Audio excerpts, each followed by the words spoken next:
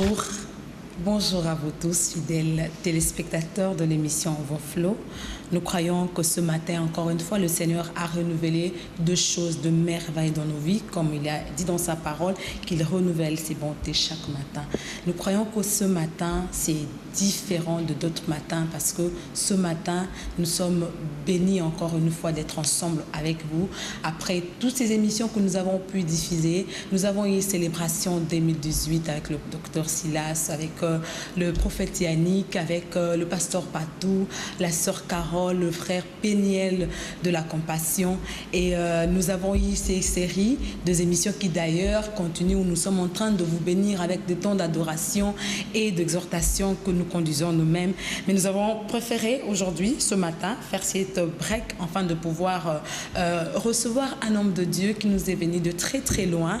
Avec lui, nous allons parler de ce merveilleux ouvrage qu'il a pu déjà mettre à notre disposition, à la disposition de l'Église Corps du Christ, réussir sous une atmosphère favorable. Et nous croyons que pendant ce moment, le Seigneur vous fera énormément du bien. Pendant que je suis en train de parler de l'homme de Dieu, il est bien avec nous. Il s'appelle le pasteur Éric Impione. Bonjour pasteur. Bonjour maman. Comment ça va? Ça va très bien. Comment l'atmosphère des Congo? Parce que vous avez parlé de réussir sous une atmosphère favorable, et l'atmosphère de Kinshasa. Très bien, très bien. J'ai été très bien accueilli par la famille, par les amis, mais aussi par l'église du Congo. Gloire au Seigneur. Et ça fait combien de temps qu'on est dans le pays? Ça fait plus de 5 ans, entre 5 et 6 ans, 5 ans et quelques mois qu'on est en dehors du pays. Mais ça va. Que le Seigneur soit béni. Laissez-moi prier avec vous, juste avant de pouvoir introduire et laisser la place à l'homme de Dieu de pouvoir nous bénir, et surtout aussi survoler un peu, comme nous l'avons dit, sur ce livre, parce que nous croyons qu'il y a de merveilles. Seigneur, nous te bénissons pour ce matin. Nous croyons à la grâce de Dieu. Nous croyons à la puissance de ta parole. Nous croyons que tu as mandaté des hommes pour pouvoir changer nos vies au travers de ta parole, même aussi au travers des écrits. Nous voudrions te recommander ce moment, précieux ami Saint-Esprit. Fais-nous du bien, touche-nous. Commence à le faire d'abord ici sur ce plateau. Pourquoi pas ici dans ce registre? Et vas-y au-delà des ondes, touche une famille, touche un homme de Dieu au travers de tout ce qui va se faire en ce lieu, parce que tu as décidé de le faire ce matin au moyen du Saint-Esprit, au nom de Jésus que nous avons ainsi prié. Amen. Amen. Restez avec nous parce que le pasteur Éric Impione est là. Nous allons prendre cet élément juste après. Nous allons revenir ici.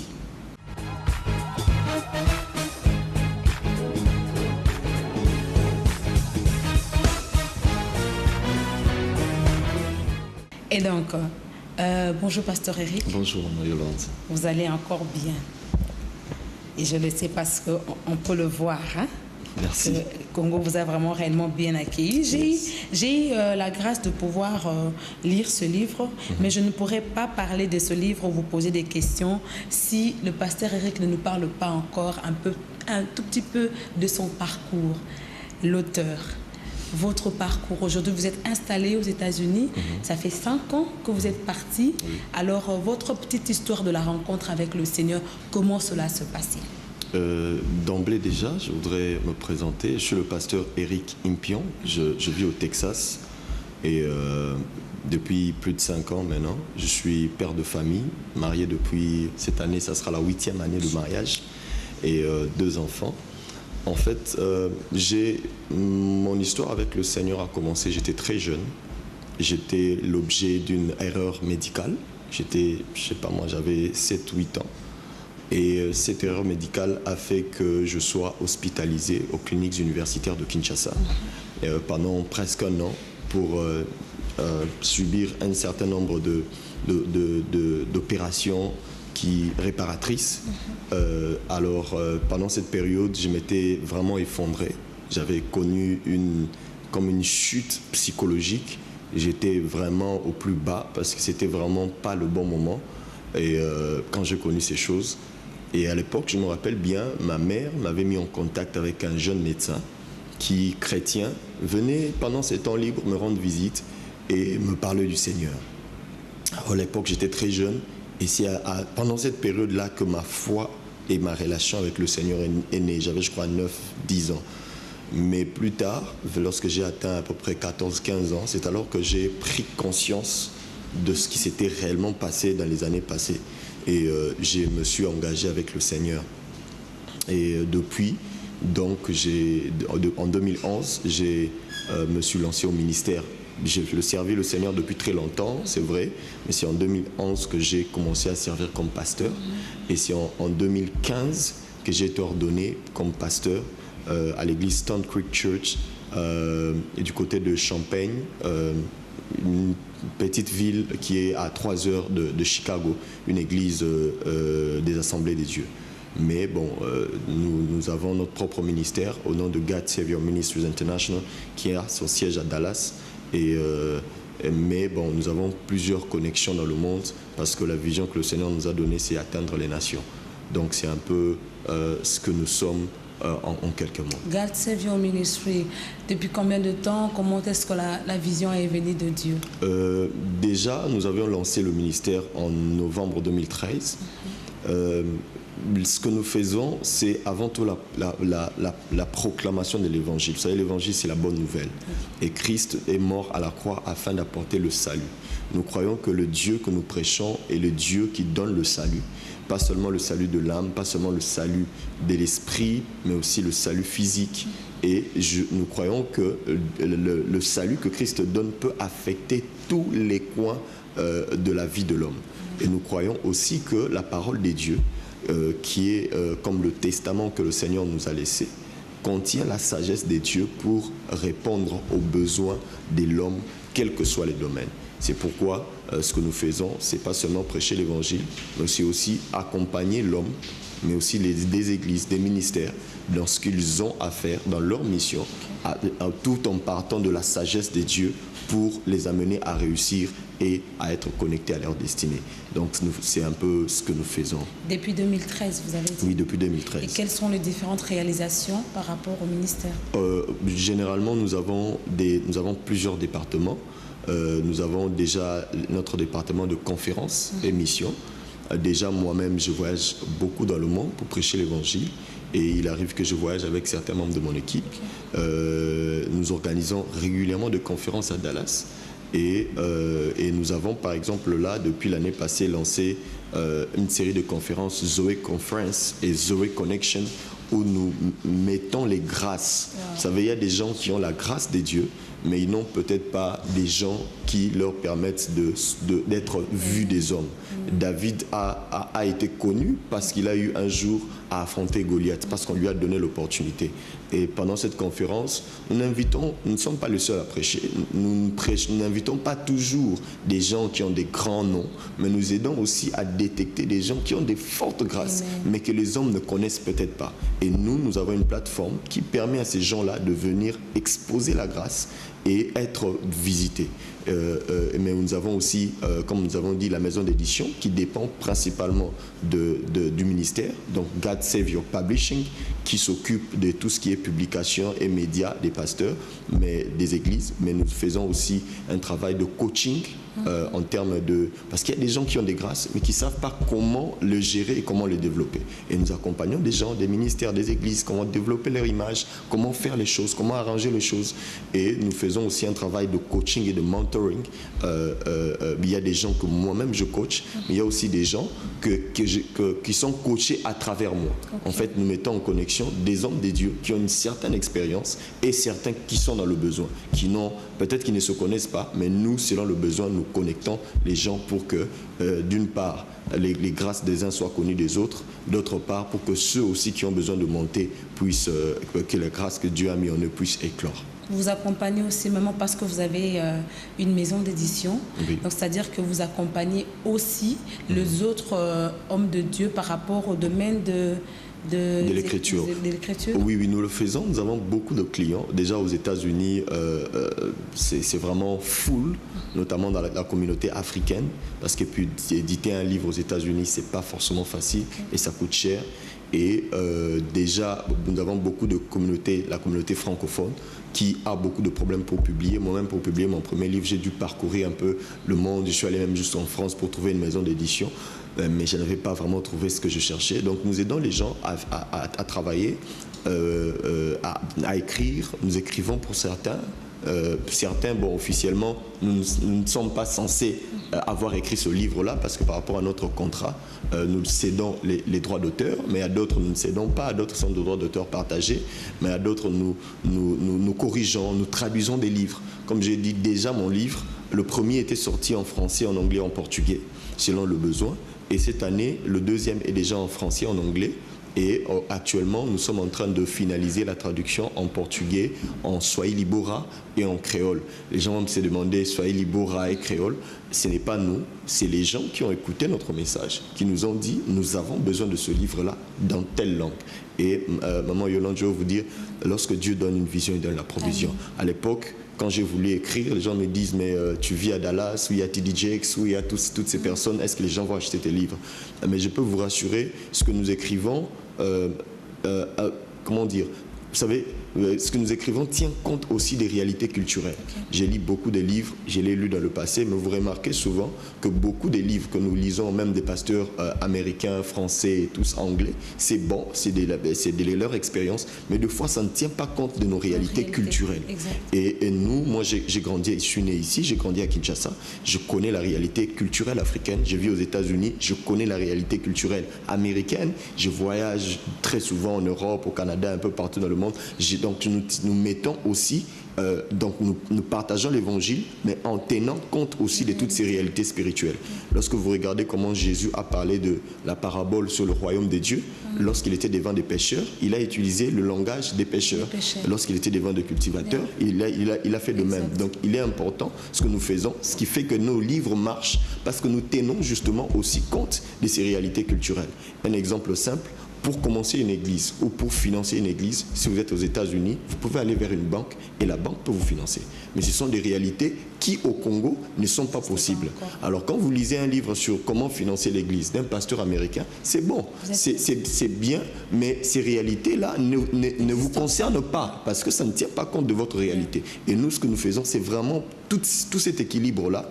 D'abord, notre expérience personnelle, une étude biblique profonde, la sagesse de la vie, parce qu'il y a des choses qui sont, dans le cadre de la sagesse de la vie, qui entrent en compte aussi, qui ne contredit pas la Bible, mais il y a aussi, comme on dit, des principes de management, parce qu'au-delà du fait d'être pasteur, je suis informaticien de formation. J'ai fait mes études d'informatique ici à Kinshasa, et aux États-Unis, j'ai fait le business management à l'université. Donc nous mettons un peu toutes ces combinaisons-là, pas seulement notre expérience, mais nous regardons aussi ce que les autres ont. Salomon a dit, lorsque vous lisez Ecclésiaste, il dit, je regarde sous le soleil.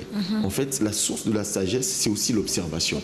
Donc, nous regardons aussi ce que les autres ont vécu, ceux qui sont autour de nous, pour voir au-delà de nous, parce que nous ne prétendons pas avoir toute l'expérience, mais en regardant les autres, nous pouvons voir qu'ils ont des choses qu'ils ont expérimentées, que nous n'allons peut-être pas expérimenter, mais que nous pouvons retranscrire dans nos livres. Et en passant, est-ce que vous avez déjà eu à travailler avec certaines personnes d'ici, de Kinshasa, parce que nous parlons de réalité, ils peuvent se dire, bon, il est là-bas, mais certainement il a travaillé seulement avec des gens de l'extérieur, mais à l'intérieur du pays, avez-vous déjà eu l'opportunité de travailler avec quelques hommes de Dieu d'ici? Oui, beaucoup d'ailleurs. Les plus connus, parce qu'il y en a plusieurs, le plus connu c'est Dr Sitalumba, Papa Sitalumba, comme on a l'habitude de l'appeler, des studios Sangomalamu. Nous avons édité son premier livre il y a 2 ans. Nous l'avons réédité en fait, sans question, sur le diable, les démons et la délivrance. C'est d'ailleurs l'une de nos meilleures ventes actuellement. Et nous avons le prophète Francis Ngaola, que les gens connaissent, de l'église Parole de Foi. Nous avons réédité son livre aussi. Nous gérons ses ventes sur Internet. Et déjà, au mois de mai, il sera à Dallas pour que nous puissions lancer la version anglaise de son livre. Et nous avons beaucoup d'autres noms et qui, pour la plupart, nous ne pouvons pas citer ici parce que, voilà, certains parce que nous sommes d'abord en contrat. Et vous savez, en termes de business, quand l'affaire n'est pas encore finie, on ne peut pas divulguer. Donc on travaille avec beaucoup de gens. C'est pourquoi d'ailleurs il y a eu ce besoin d'avoir un contact ici à Kinshasa, parce qu'il y a une forte demande. Et si là je crois que vous avez un bureau déjà qui est en train de s'installer. On va en parler à la fin, je crois. Oui. Je préfère vous poser des questions avant que vous-même vous puissiez vous exprimer, parce que l'auteur lui-même il est ici. Lorsque j'étais en train de lire ce livre, je me suis beaucoup plus arrêtée sur le chapitre 4, impacté par la grâce. Mais bon, je voudrais savoir, pasteur, parce que vous avez vraiment parlé de la grâce, vous avez donné des types de grâce, vous avez même cité quelques hommes de Dieu, dans la Bible, qui ont eu la grâce de commencer avec l'héritage de parents et tout ça. Et tout. Je voudrais savoir pour vous la différence entre la grâce et chance. Déjà, je crois que la grâce c'est la grâce des dieux, parce que bon, le mot grâce est déjà dans le français, donc on peut le définir dans différents cadres. Mais moi, je le définis dans le cadre biblique. Je suis pasteur, je suis chrétien, c'est à quoi je crois. Je crois que personne ne peut recevoir quelque chose s'il ne l'a reçu des dieux. Amen. Et c'est dans ce cadre-là que j'ai décrit la grâce. Je crois que tout ce que nous avons vient des dieux. Et c'est cela la grâce. Des choses pour lesquelles Dieu nous l'accorde sans forcément que nous payons l'équivalent de ce que Dieu nous donne. Je vous donne un exemple. Le fait que nous ayons la vie, personne n'a payé pour avoir la vie. Là, c'est une grâce d'être en vie. Le fait que vous ayez un talent, que vous sachiez chanter de manière naturelle, c'est la grâce de Dieu. Le fait que vous sachiez parler. Il y a des gens qui réussissent parce qu'ils savent parler. Donc la grâce de Dieu, c'est les choses que Dieu nous accorde, mais aussi les circonstances que Dieu peut créer pour nous donner un résultat plus meilleur que l'effort que nous fournissons. Mais la chance telle qu'elle est définie aujourd'hui, c'est un peu comme une circonstance hasardeuse. C'est comme pour dire, bon, le monde a été créé par un Big Bang, on ne sait pas toujours comment expliquer, mais bon, c'est arrivé. Je ne crois pas à cela, je crois que tout ce qui nous arrive de bon vient de Dieu, parce que Dieu est l'auteur de toutes choses. Amen. Et de l'autre côté, en expliquant toujours la grâce, je vais vraiment vous demander de pouvoir acheter les livres, parce que comme ça, vous aurez des éléments même pas assez. Je crois que le pasteur va nous donner les points de vente tout à l'heure. Mais en parlant de la grâce dans la vie d'une personne, je voudrais savoir quels sont les éléments qui peuvent attester, qui peuvent déjà nous faire remarquer que cette personne a une grâce et à la faveur de Dieu. Je voudrais d'abord déjà revenir dans le contexte de grâce, parce que exactement. Sinon on va se perdre. C'est justement ce que je voudrais. Déjà, la grâce de Dieu, il y a différents types de grâce. La première, c'est la grâce universelle ou la grâce générale. La Bible dit que Dieu fait lever le soleil le matin pour les justes comme pour les méchants. Le fait que nous soyons humains, nous bénéficions tous d'une certaine grâce de Dieu, le souffle de vie. Vous savez, il y a des chrétiens qui meurent très jeunes, il y a des païens, malgré leur fétichisme, qui vivent jusqu'à 90 ans. Donc c'est Dieu qui décide de ces choses. Au-delà de cette grâce-là s'applique aux choses qui se mettent autour de nous, et s'applique aussi à l'homme directement, comme j'ai dit. Et Dieu, par rapport à cette grâce générale, Dieu accorde à certains l'intelligence, la sagesse, un certain talent qui peuvent leur permettre de réussir dans la vie. C'est comme ça qu'il y a ce principe qui dit que tout travail procure l'abondance. La Bible ne dit pas travail de chrétien ou de païen. La Bible dit tout travail. C'est que Dieu vous a donné à faire. Si vous le faites, vous êtes, et tout ce que vous entreprenez est susceptible de vous amener à réussir, païen ou chrétien. C'est pourquoi vous verrez que certaines personnes qui prient beaucoup ne réussissent pas forcément socialement, et certaines personnes, malgré le fait qu'ils n'aiment pas Dieu, ils ne viennent pas à l'église, mais ils réussissent socialement parce qu'ils ont compris cette dimension de grâce. Et en tant que chrétiens, nous devons comprendre d'abord que nous avons cette dimension de grâce qui nous permet de travailler et de réussir. J'aime cette parole qui dit « Tant que le ciel et la terre subsistera, la loi de la sémence et de la moisson persistera ». Ça veut dire qu'il y a d'abord cette première dimension. La deuxième dimension de la grâce, c'est la dimension que Christ nous accorde par le salut, par sa mort à la croix. Et de cette dimension de grâce, il y a beaucoup d'autres choses qui peuvent découler, les dons de l'esprit, les dons spirituels et beaucoup d'autres choses. Alors, maintenant, quand nous parlons de la grâce, il est important de savoir que Dieu fait grâce à qui il veut. C'est vraiment un domaine très complexe où personne, j'ai vraiment fait des études, personne ne peut dire avec exactitude comment Dieu fait les choses. Pourquoi il choisit telle ou telle autre personne. Pourquoi il donne à telle personne et ne le donne pas. Pourquoi tel est beau et tel ne l'est pas. Pourquoi tel est intelligent et tel ne l'est pas. Pourquoi même si les deux sont intelligents, tel réussit avec son intelligence et l'autre ne réussit pas. C'est vraiment un mystère. Je ne sais pas, peut-être d'autres personnes ont des réponses, mais moi je ne les ai pas trouvées. Mais lorsqu'on nous scrutons la Bible, nous remarquons qu'il y a des attitudes qui peuvent Amen. attirer la grâce Exact. et la maintenir dans nos vies. Exact. La première des choses, c'est l'humilité. La Bible dit, il résiste aux orgueilleux, il fait grâce aux humbles.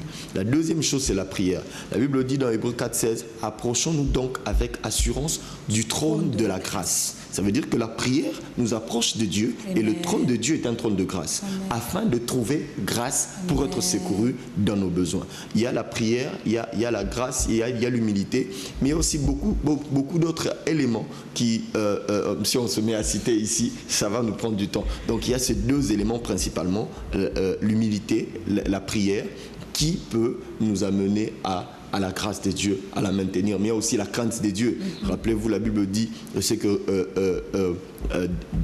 redoute le méchant, c'est ce qui lui arrive, mais c'est que désire le juste, Dieu lui accorde. Donc Dieu nous accorde certaines choses parce que nous marchons dans la sainteté, parce que nous marchons dans la pureté. Donc il y a beaucoup d'autres éléments que nous ne saurons peut-être pas citer maintenant. Alors, le pasteur, vous avez écrit ces livres. Oui. Nous croyons que pendant que vous étiez en train d'écrire, il y a, c'est vrai, on dit toujours comme les chantres, titres phares ou encore. Mais je crois que pendant que vous étiez en train d'écrire quelque part, et c'était vraiment le cœur en double qui s'est exprimé. Alors ce matin, je voudrais que vous puissiez partager cela avec tous les bien-aimés qui sont en train de nous suivre. La partie, je ne sais pas si c'est une phrase, je ne sais pas si c'est tout un chapitre qui vous a vraiment bouleversé, bien que tout est spécial, tout est profond, mais cette partie-là qui vous a vous-même bouleversé doublement, je crois que si ça s'était fait en vous, ça serait la même chose pour les bien-aimés qui sont en train de nous suivre pendant ces quelques minutes avant de pouvoir prendre d'autres directions par rapport à ce qui va se passer après votre départ ici à Kinshasa. J'aimerais déjà dire que réussir sous une atmosphère favorable veut dire quoi? Veut dire qu'il y a des milieux, par atmosphère, je vais entendre milieu, environnement physique, environnement spirituel. Ça peut être aussi le climat de gaieté qu'il y a autour de l'homme. Il y a des familles, vous entrez, vous sentez que les gens, malgré la pauvreté qu'il y a dans cette famille, les gens s'aiment. Vous sentez qu'il y a l'amour. Vous ne savez pas voir ça, mais vous pouvez sentir cela. Donc ça peut être toutes choses qui sont autour de nous, qui peut nous influencer d'une manière ou d'une autre. Et l'atmosphère favorable peut être le fruit d'un homme, de l'action d'un homme. Il y a des hommes qui sont, lorsqu'ils sont bénis, c'est toute la famille qui est bénie. Amen. Vous sentirez qu'il est là pour vous. Joseph a été visité et par lui la famille a été visitée. L'action de Joseph a créé une atmosphère favorable autour de ses frères. Mais ça peut être aussi une ville. Rappelez-vous, la Bible dit priez pour le pays dans lequel vous vivez parce que votre bénédiction en dépend. Ça veut dire que Dieu montre clairement qu'au-delà de nous, la ville, le pays, notre culture peut nous influencer à échouer. Vous savez, je voyage dans plusieurs villes et vous pouvez entrer dans certaines villes, vous sentez que ces gens, ils ont la culture de développement. Ils aiment les gens évoluer. Mais il y a aussi dans certains milieux, quand vous commencez à réussir, les gens veulent vous tirer vers le bas. Donc il y a des cultures qui sont des cultures de destruction. Ce qui sont comme des atmosphères défavorables, des atmosphères hostiles à l'homme. Alors, par rapport à l'atmosphère favorable, ce que j'aimerais que les gens sachent, c'est ceci. Lorsque Dieu nous visite, il a visité Abraham dans Genèse 17, verset 1. Il a dit à Joseph, il a dit à Abraham, je te bénis. Mais ce que je te donne, c'est pour toi, tes fils et tes petits-fils. Il est important de savoir que ce que Dieu nous donne, c'est pour que non seulement que nous puissions jouir, mais c'est aussi pour que ceux qui sont autour de nous et qui viendront après nous puissent réussir. Il y a de la responsabilité à partager la bénédiction que nous avons avec les autres. À part ça, ce que j'aimerais aussi que les gens comprennent, c'est qu'en tant que fils et en tant que personne, même si vous n'avez pas quelqu'un qui vous a qui a créé comme un couloir de réussite pour vous, vous savez, et que vous vous sentez seul, j'aimerais dire à une personne qu'il est possible de réussir et de créer soi-même une atmosphère favorable, même si les gens ne vous aident pas. Amen. Simple, regardez ceci. Vous savez que lorsque Dieu approuve les voies d'un homme, il met en sa faveur même le cœur de ses ennemis. Exactement. Cela veut dire quoi? Cela veut dire que Dieu peut te bénir directement, mais aussi il peut passer par les hommes pour te bénir. Et lorsque Dieu passe par les hommes, il fera comme il a fait avec David, que la Bible dit de David, après avoir tué Goliath, il reçut la faveur du peuple et du roi. Et il y a des éléments qui permettent justement de faire que les hommes, même si vous n'avez pas un nom, même si vous n'êtes pas comme un favorisé, vous venez d'une famille compliquée, mais vous pouvez attirer la faveur des gens sur vous. Le premier, c'est le lien de sang. Le lien de sang, le fait que d'être père et fils, fils d'une personne, vous donne le droit d'hériter de lui. À part ça, il y a la compétence ou une expertise maîtrisée. Maman Yolande, il y a des gens dans cette ville que nous connaissons qui viennent des familles, on va oser de le dire, des familles pauvres, des familles très pauvres, des familles qui n'ont pas de nom, mais parce qu'ils avaient une voix, un talent de chant, un talent d'orateur. Aujourd'hui, ce sont des références. Et donc, il est important de dire à quelqu'un, tous ceux qui réussissent n'ont pas forcément eu quelqu'un avant eux. Il est important que dans le peu que tu sais faire, que tu saches le faire, que tu t'exposes. Crée de contacts, trouve-toi des gens ou des milieux où les gens vont voir le talent que tu as. Et les gens, à travers ton talent, les gens vont t'attirer. Je veux dire 2-3 choses rapidement avant de chuter. Vous savez que si vous avez une fuite d'eau dans votre maison, vous appellerez un plombier. Si c'est dans votre chambre, vous l'appellerez. Qu'il soit musulman, qu'il soit chrétien, qu'il soit féticheur, qu'il soit sorcier, vous ne vous préoccupez pas de son état d'âme, vous vous préoccupez de la solution. Ça veut dire que ne vous attendez pas toujours à ce que les gens regardent à votre nom. Dans ce que vous pouvez faire, ça peut vous introduire dans des lieux quelque part et qui peut vous propulser. À part l'expertise, il y a aussi le caractère. Soyez bien avec les gens. Soyez quelqu'un qui sait soigner les relations. Vous savez, j'aime ce passage qui dit « Heureux ceux qui procurent la paix ». Soyez ceux qui, comme on dit, « Moutou Abatou ». C'est lui qui sait réunir les gens. Les grandes connexions ne se bâtissent pas sur l'expertise. Les grandes connexions se bâtissent sur le caractère. C'est est-ce que je suis bien avec Maman Yolande. Vous savez, on fait l'émission ici. Si on s'entend bien, après cette émission, beaucoup de choses peuvent naître. Parce que Maman Yolande m'a bien reçu, parce que ceci. Combien de personnes... Je l'ai bien reçu. Oui, bien. Donc, les grandes connexions se bâtissent non autour de l'expertise, parce que l'expertise, tout le monde peut l'avoir. Mais est-ce que les gens de confiance? Paul a dit à Timothée, ce que je t'ai donné, transmets-les à des hommes fidèles qui seront capables de les reproduire. Donc, en fait, il ne dit pas transmets-les à des hommes intelligents, brillants. Non. Les grandes choses se bâtissent sur la confiance, le caractère. Est-ce que tu es quelqu'un de bien? Est-ce qu'on peut rendre un bon témoignage de toi? Est-ce que tu es quelqu'un d'honnête? Est-ce que tu es quelqu'un de serviable? Rebecca a reçu le mariage à travers Eliezer pour devenir la femme d'Isaac, non parce qu'elle était seulement belle. La Bible dit qu'elle était belle de visage et de corps, mais le signe qui lui donnerait le mariage, c'était la serviabilité. Beaucoup de gens veulent des choses, mais ils ne sont pas capables de servir des autres.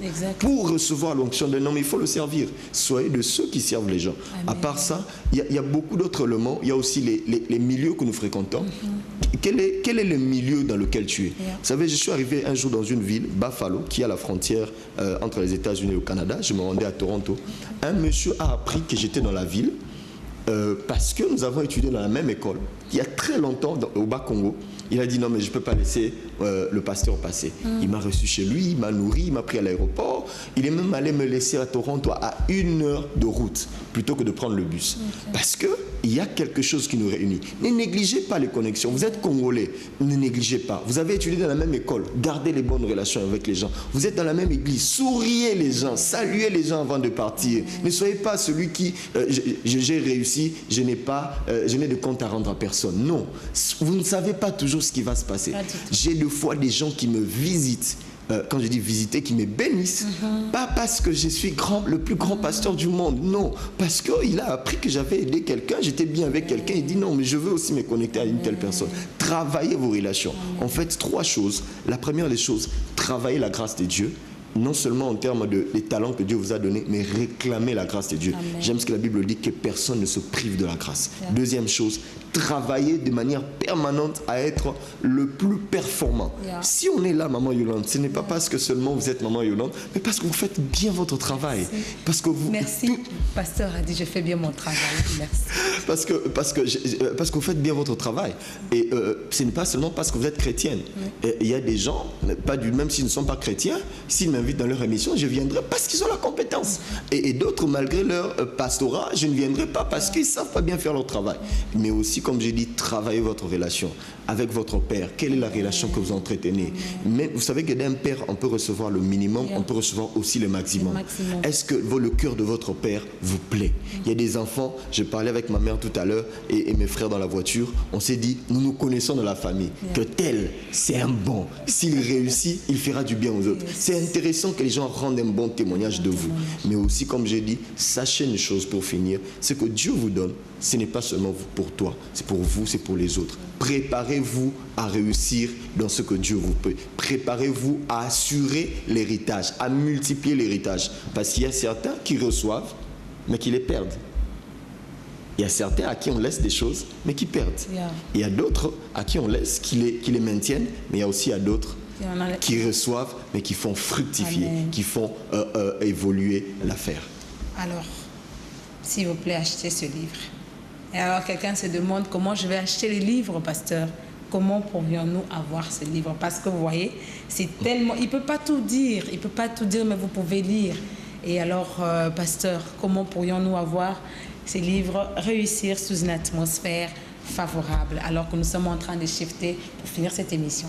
Simple, d'abord Overflow.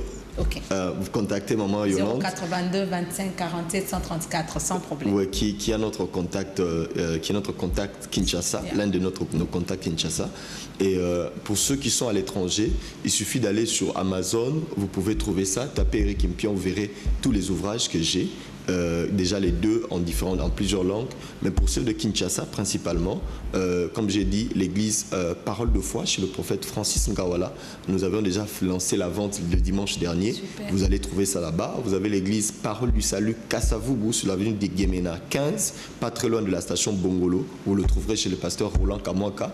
Nous avons l'église Philadelphie, on l'appelle généralement Phila Cité d'Exaucement, chez le pasteur. Il y a le centre missionnaire Philadelphie et Phila Cité d'Exaucement. Là, on parle de Phila Cité d'Exaucement. Chez le pasteur Atoms Mbouma. Nous sommes en train de travailler dessus. Maman Yolande, c'est notre contact qui est en train de gérer ça.